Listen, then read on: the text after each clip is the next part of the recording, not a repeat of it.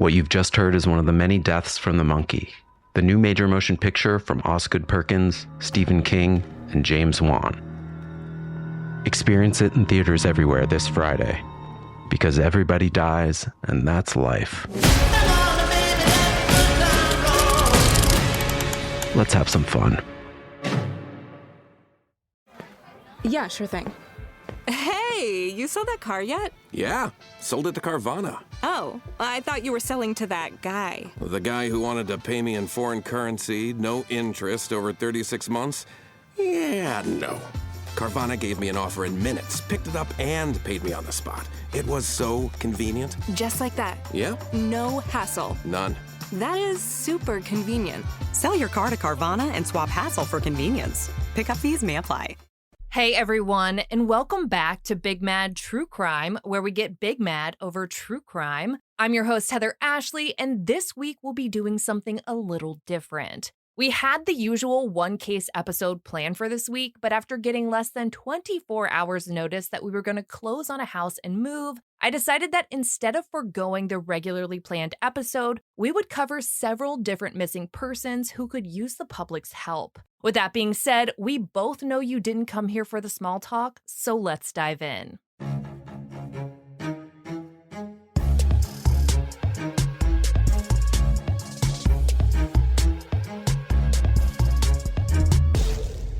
"65-year-old Karen Louise Ryan of Hanover County, Virginia, was last seen more than a month ago on May 25th of 2022. It was in the 6600 block of Rural Point Road. To the east of Karen's house is a rural area with a mixture of open fields and patches of dense woods, but to the west of her home is a pretty well-traveled area. There's actually a really popular farmers market just down the road that I have been to countless times.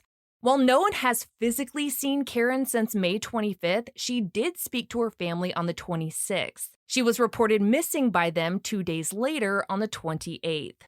According to the Aware Foundation on Facebook, her niece says that Karen's vehicle was still at her home when they went to check on her, and due to Karen's medical history, they don't believe she left the house on foot. WRIC reports that Karen is a Caucasian female who is 5'6" and 212 pounds with brown hair and brown eyes. The outlet reports that deputies have searched her property and utilized canines in the surrounding area, but every attempt to locate her has been unsuccessful. It has been an intense investigation, and Karen has been entered into the system as endangered. Law enforcement is very concerned for her safety. If you have any information about the whereabouts of Karen Louise Ryan, please text or call Detective Josiah Robertson with the Hanover County Sheriff's Office at 804-572-3333. You can also submit tips through the Metro Richmond Crime Stoppers at 804-780-1000 and the P3 Tips app. Our next missing person is also out of Virginia. 19-year-old Katelin Akens was living in Arizona in 2015, but in December of that year, she traveled across the country to Spotsylvania, Virginia, so she could spend some time with her family. According to her missing persons poster, Katelin was last seen on December 5th, 2015, by her stepfather, who said he dropped her off at the Springfield Mall in Springfield, Virginia. That's about an hour's drive. The plan for that day was that Katelin would take the metro to the airport so she could fly back home to Arizona, but that never happened. 2 days after she was supposed to board that flight, everything she would have needed to travel or really do anything was found in a ditch all the way back in Spotsylvania on the 6600 block of River Road. Her plane ticket, wallet, cash, luggage, and even her glasses. The ditch these items were found in is along the definition of a rural country road lined with fields and dense woods. According to the Help Find Katelin Akens Facebook page, as hard as the Springfield police tried, they didn't find any images of Katelin from the numerous surveillance cameras at the Springfield Mall. Katelin is described as a Caucasian female with blonde hair and blue eyes who is 5'4" and 145 pounds. Her ears, nose, lip, and tongue are pierced, and she has a tattoo of stars on her right foot and one of butterflies inside her left forearm. It has been more than 6 years since Katelin has been seen or heard from. If you have any information about her disappearance, please contact the Spotsylvania County Sheriff's Office at 540-582-5822.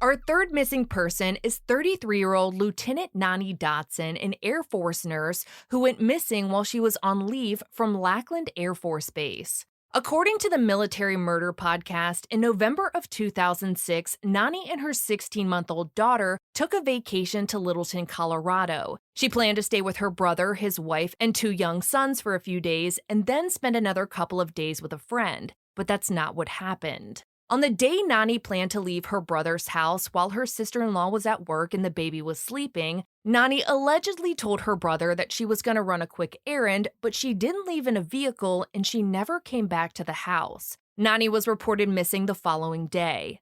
In the early stages of the investigation, canines tracked Nani's scent up the street from her brother's house, but it stopped in the middle of the road. None of her bank accounts have been used since she was reported missing. Nani is described as a Caucasian female who is 5'3" and 115 pounds. She has brown hair and brown eyes and was last seen wearing a gray hoodie, a white t-shirt, and black jeans. It has been 15 and a half years. If you have any information about the disappearance of Lieutenant Nani Dotson, please contact the Jefferson County Sheriff's Office at 303-271-5612. To learn more about Nani's disappearance and what the investigation has uncovered in the last 15 and a half years, check out episode 4 of the Military Murder Podcast. Our fourth missing person today is 22-year-old Tracy Brazel of Everett, Washington. She was last seen on May 27, 1995 at 1:45 in the morning. According to the Dealing Justice podcast, 2 days prior to going missing, Tracy, who was a hairstylist at the time, unexpectedly quit her job. On May 26th, she went out drinking with friends and stayed out into the early morning hours of the 27th, ending up at a place called Kodiak Ron's Pub. It was getting late and her friends wanted to head home, but Tracy was playing one of those arcade games where you're driving behind a makeshift steering wheel, and her round wasn't quite over. She told her friends to walk out and she'd finish her game. Around 1:45 a.m., Tracy did leave the pub, but she hasn't been seen since. According to the Dealing Justice podcast, law enforcement has named a suspect in Tracy's case, but that he's currently in jail for murder. Her body has never been found. For more information on Tracy's disappearance and the investigation that led to the naming of a suspect, check out the Dealing Justice podcast episode, Ace of Spades, Washington. Our next missing person is actually 2 missing persons, 6-year-old Kayla Hunter and her baby brother Christian out of Detroit, Michigan. According to the least of these podcasts, June 5th of 2014 was supposed to be a big day for Kayla. She was graduating kindergarten and her mom, 27-year-old Alicia Fox, had ordered a custom cap and gown and invited the entire family to come celebrate the big day with her. The family showed up ready to cheer Kayla on, but she wasn't there, and neither was her mother or her baby brother Christian. Worried that something might be wrong, the extended family rushed to Alicia, Kayla, and Christian's home, but when they got there, there was nothing. And I mean nothing. No people, no furniture, there weren't even any clothes. There was, however, a bottle of bleach. The house had recently been cleaned from top to bottom. Not knowing what else to do, the family called the police, and initially, law enforcement thought Alicia might have relocated with the kids. The neighbors had reported seeing a U-Haul in the area recently, but Alicia's family wasn't buying it. They started an investigation of their own, and just a few days later, during one of their searches, Alicia's uncle found her body. It was in the basement of an abandoned home in a neighborhood nearby. She had been shot 6 times all across her body. Though they'd found Alicia, they had not found Kayla or baby Christian. The search for the 2 children intensified, and the investigation into who murdered single mother of 2 Alicia Fox began. As the investigation unfolded, detectives learned that Alicia's estranged husband, Aaron, had rented a U-Haul around the time the 3 of them disappeared. In the following days, the least of these podcasts reports that the U-Haul was driven 300 miles all around the Detroit area. With that, a manhunt was on. It took a few weeks for investigators to catch up with Aaron, and when they did, he wasn't in Detroit anymore. They had found him all the way down in Atlanta, Georgia. Aaron was alone, and neither 6-year-old Kayla nor baby Christian were anywhere to be found. Aaron was eventually arrested and convicted of Alicia's murder and sentenced to 45 to 80 years in prison, but more than 8 years have passed and neither Kayla nor Christian have ever been found. If you have any information as to what might have happened to Kayla or Christian, please contact the Detroit Police Department at 313-596-5600. For more information on Alicia, Kayla, and Christian's case, please check out the least of these podcast episode, She Was Trying to Escape, Where Are Kayla Hunter and Christian Justice?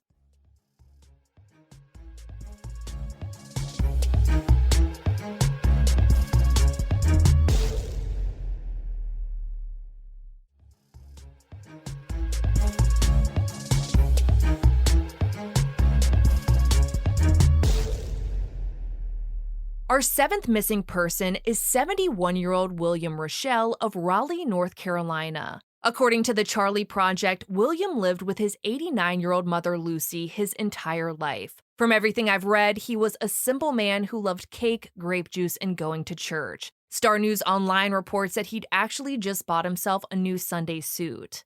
On the morning of July 9th, 2015, William walked out of his mother's house and never returned. His wallet and his watch were left behind. It wasn't unusual for William to go on walks. Star News Online reports that he actually walked to a family member's house in Mooresville one time, 14 miles away, without telling anyone, but that's not what happened that day. Law enforcement initiated an investigation, going door to door to see if anyone had seen William and even used canines to track his scent, but all leads came up empty. The Charlie Project reports that authorities believe he may have caught a ride with someone, but if so, no one knows who that might have been. William Rochelle is described as an African-American male who is 5'7" and 165 pounds. He has black hair and brown eyes and was last seen wearing a brown shirt, black jeans, and black sneakers. If you know anything about his disappearance, please contact the Raleigh Police Department at 919-890-3555. Our next missing person is Corinna Slusser, who was 18 years old at the time of her disappearance in 2017. Corinna was a small-town girl living with her single mother in Bloomsburg, Pennsylvania. According to the Crime Salad podcast, she was a cheerleader, a great student, and had dreams of making it big and becoming a famous hairstylist and makeup artist. Her perfectly highlighted hair, eyebrows on point, and contour that could change the world proved that she was up for the job. Unfortunately, as time passed, Corinna's mother, Sabina, mentioned that she was starting to head down the wrong path. She got some fines for drinking and said that Corinna was becoming out of control, combative, and that she would often catch her daughter in lies. Later on, it would become obvious that Corinna was a young girl in an unimaginable amount of pain. In the summer of 2017, Corinna started looking for alternative ways to support herself. She created a profile on sugar daddy websites such as seekingarrangement.com, and it's there that she was contacted by an older man who offered to fund her dreams of becoming a makeup artist in New York City. With that, Corinna told friends that she was heading to the city to attend a prestigious beauty school to turn her dreams into a reality. When she got to the city, Corinna posted photos on social media of a studio apartment in the Bronx, and it seemed like those dreams were truly coming to life. But her mother had questions. How was Corinna affording that expensive apartment all on her own? The man who had been promising to make Corinna's dreams come true was a man named Giovanni, whom she had considered her boyfriend, but he had other intentions. Unbeknownst to Corinna, ABC7 reports that he had previously been convicted of burglary, robbery, assault, promoting prostitution, and sex trafficking. It wasn't long before Corinna's own photos began popping up on sites known for sex work. At some point, Corinna knew she was in trouble. She texted her mother saying that she was ready to come home, and her mom offered to buy her a plane ticket, but Corinna told her that she'd lost her wallet and ID. That was the last time Corinna's mother ever heard from her. The 5-year anniversary of Corinna's disappearance is coming up, and for years, human trafficking experts have believed that Corinna was alive and being trafficked without any means of reaching out. Corinna is described as a Caucasian female who is 5'7" and 140 pounds. She has blonde hair and blue eyes and a tattoo on her right hip. She also has a lotus flower tattoo in the center of her chest, which the Charlie Project describes as being between her breasts. Corinna's case is still listed as a missing persons case. If anyone has information on the current whereabouts of Corinna or what might have happened to her, please contact the New York Police Department at 212-384-1000. For more information on Corinna Slusser's case, and there is so much more, check out the Crime Salad podcast episode Small Town Girl Corinna Slusser. Our ninth missing person is 70-year-old Michael Chambers, a retired firefighter out of Quinlan, Texas. On March 10th of 2018, Michael left the house to run to Walmart to pick up a few things like mascara for his wife. According to the Crimeaholics podcast, Michael finished his errands and made it back to the house around noon that day and brought everything inside. Once he did, he headed out to his little detached garage to work on a classic car that he'd been rebuilding. A few hours went by, and when Michael's wife got home from work, she fully expected her husband to be there like she did every night, but he was nowhere to be found. She called him to see where he was, but she got no response. With Michael not in the house and not answering his calls, his wife went out to that detached garage to see if maybe he was still out there. And while he wasn't out there, she did find a small trail of blood. Though according to Crimeaholics, the investigation that followed led some authorities to believe that the scene might have been staged. Trying to track down where Michael might be, police in Dallas traced his cell phone, which led them 17 miles away to a bridge on Lake Tawakonee. The podcast states that authorities began to speculate that Michael may have ridden his bike there and committed suicide. But what bike? His family and private investigators say there's no way that with Michael's bad knees, he could have never ridden a bike 17 miles away, and he had never shown any signs of being suicidal. Michael is described as a Caucasian male who is 6'3" and 225 pounds with gray hair and blue eyes. He had a mustache and goatee at the time of his disappearance. Extra News reports that he was last seen wearing a blue t-shirt, black pants, and a blue baseball hat. And according to the Charlie Project, he wears metal-framed glasses with lenses that tint in the sun. If you have any information on the whereabouts of Michael Chambers, please contact the Hunt County Sheriff's Office at 903-453-6800. For even more details on who Michael was and everything that has unfolded in the investigation, check out this week's episode of the Crimeaholics podcast. Our next missing persons case is a case with very few details, but one that really stuck out to me. It's the case of missing mother Georgia Blevins. According to the Charlie Project, all the way back in 1962, when Georgia was only 22 years old, she and her 6-month-old daughter were living in the house next door to her parents in the 1200 block of West 8th Street. On July 4th, she and her family were supposed to be heading to the park to watch fireworks together, but she stayed behind when they left, and she never made it to the show. Georgia has never been seen since. Fox 44 reports that family stories that have been passed down state that several searches were done for Georgia, but she wasn't formally reported missing until 2017, 55 years after she disappeared. A detective told the station that he took the report so he could get DNA and test it against unidentified persons in NamUs, the National Missing and Unidentified Persons System, but as hard as I looked, I couldn't find any update. Because so much time has passed since Georgia went missing, the investigation into her disappearance is a tough one, and the details are hazy. It has been 60 years now. Her family misses her every day, and they deserve to know what happened to her. If you have any information as to what happened to Georgia Blevins or where she might be, please contact the Austin Police Department at 512-477-3588. Our 11th missing person is 33-year-old Sandra Payne out of Santa Fe, New Mexico. According to the Charlie Project, she was a nanny at the time of her disappearance. On July 4th, 1996, Sandra went to a barbecue with a female friend of hers, and around 9 or 9:30 p.m., witnesses say that she was picked up by a man named Robert. After being picked up, reporter Steve Terrell with the Santa Fe New Mexican writes that Sandra made it to a biker party, but she hasn't been seen since. According to that piece by Steve Terrell, after not coming home for 2 days, Sandra's mother reported her missing and the investigation into her disappearance began. Searches were done, canines were used, but there was no sign of Sandra anywhere. Over the years, more than one person of interest has come about, including one who seemingly lied about where he was that night and, according to the Charlie Project, was convicted of the rape and murder of another woman just 2 years later. At the time of his arrest, photos and newspaper clippings about Sandra's disappearance were found in his briefcase.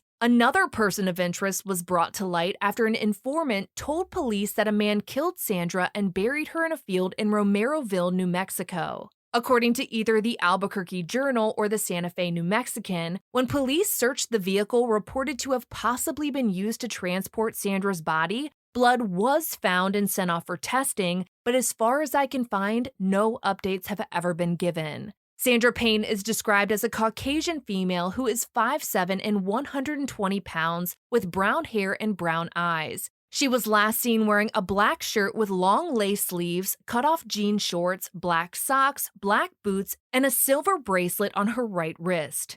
To this day, no one has ever been charged in relation to Sandra's disappearance. If you have any information as to what happened to her or where she might be, please contact the Santa Fe Police Department at 505-473-5000.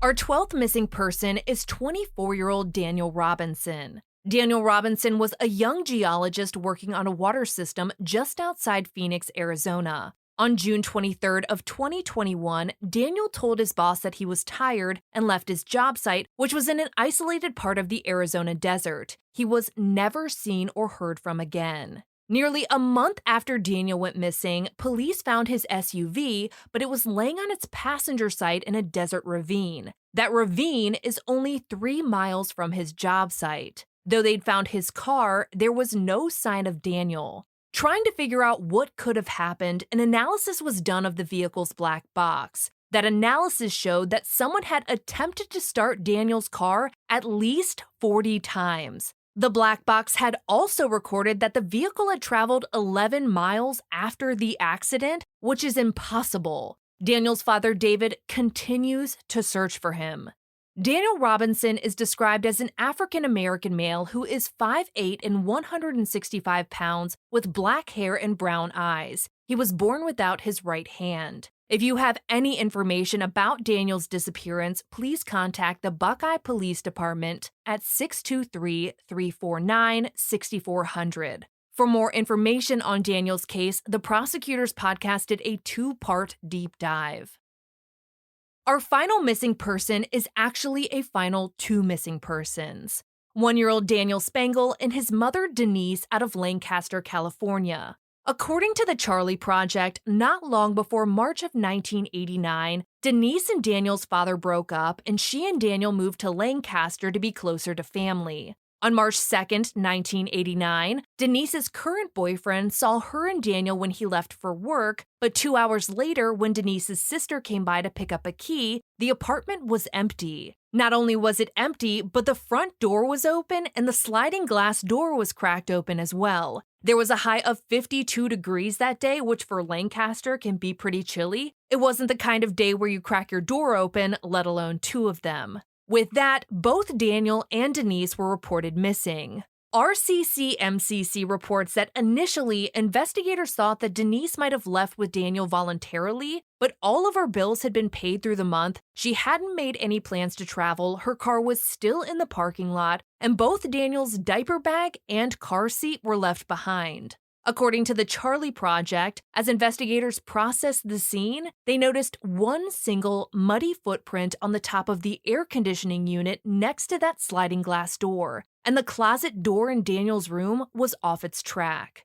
Daniel and Denise have been missing for 12,184 days. If you have any information as to what happened to them or where they might be, please contact the Los Angeles County Sheriff's Office at 213-974-4346.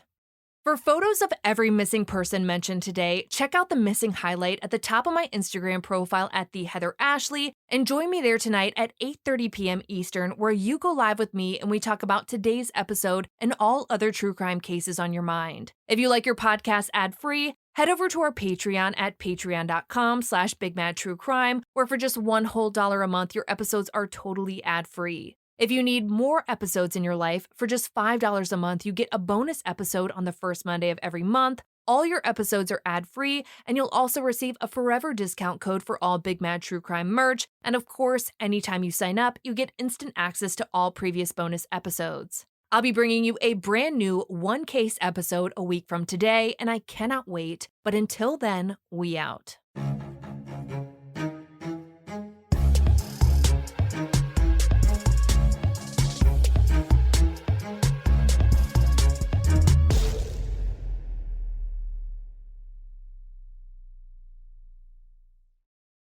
Master of horror Stephen King raves about the monkey. You've never seen anything like it. It's insane. The monkey that likes killing our family, it's back. Critics are calling it the most fun horror movie in years. It's a bloody, bloody, bloody fun time. Dad, I'm scared. I know.